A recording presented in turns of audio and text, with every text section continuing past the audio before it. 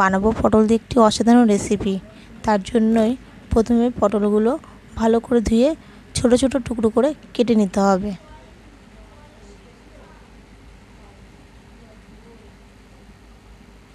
সব পটলগুলো কাটা হয়ে গেছে।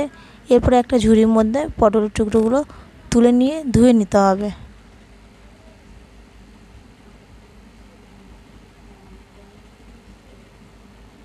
এরপর গ্যাস ধরিয়ে কড়াই বসিয়ে দিতে হবে। 1 মগ জল দেব। এরপরে পটলের টুকরোগুলো দিয়ে দেবো। সামান্য লবণ দিয়ে সিদ্ধ করে নিতে হবে।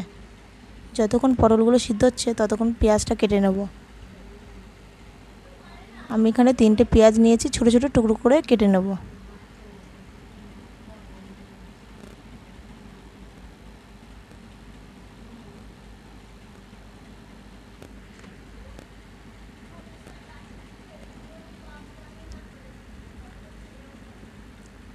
পাঁচ থেকে 6 কোয়া রসুন ছাড়িয়ে নেব।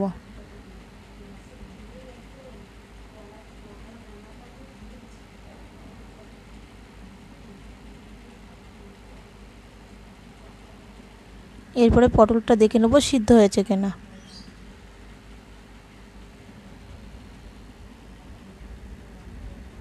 আমাদের পটলটা সিদ্ধ হয়ে গেছে। এরপরে জালটা বন্ধ করে দিয়ে পটলগুলো ভালো করে তুলে নিতে হবে। ঠান্ডা হয়ে যাওয়া পর্যন্ত অপেক্ষা করতে হবে। ঠান্ডা হয়ে গেছে। এরপরে একটা মিক্সির মধ্যে পটল, কাঁচা লঙ্কা, রসুন দিয়ে পেস্ট করে নিতে হবে।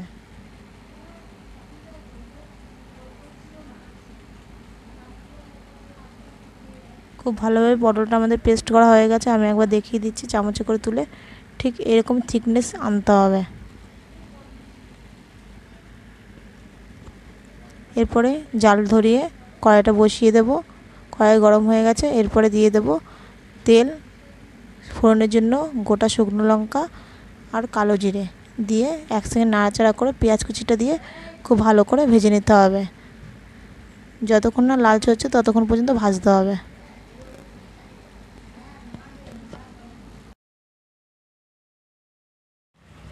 লালচে করে ভাজা হয়ে গেছে। এরপরে একটু সামান্য হলুদ দিয়ে সব কিছু ভালো করে মিশিয়ে নেব।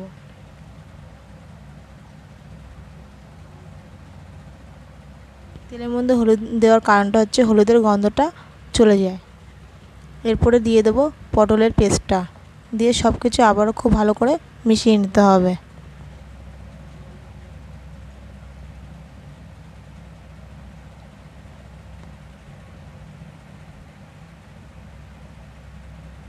আমি এখানে সামান্য একটু জল দিয়ে দিলাম।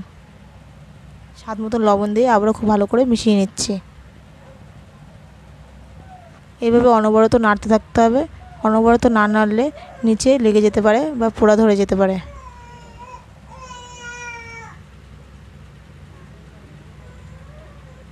এরপর দিয়ে দেবো স্বাদ মতন চিনি দিয়ে আবারও সব কিছু আবারও খুব ভালো করে মিশিয়ে নিতে হবে।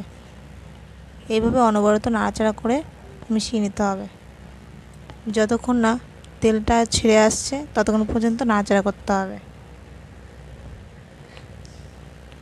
পটল থেকে আমাদের তেল ছেড়ে দিয়েছে। আমাদের পটলটা হয়ে গেছে। আজকে আমাদের তৈরি হয়ে গেছে পটলের ভর্তার রেসিপি। যদি ভালো লাগে অবশ্যই like, comment, share and subscribe করো।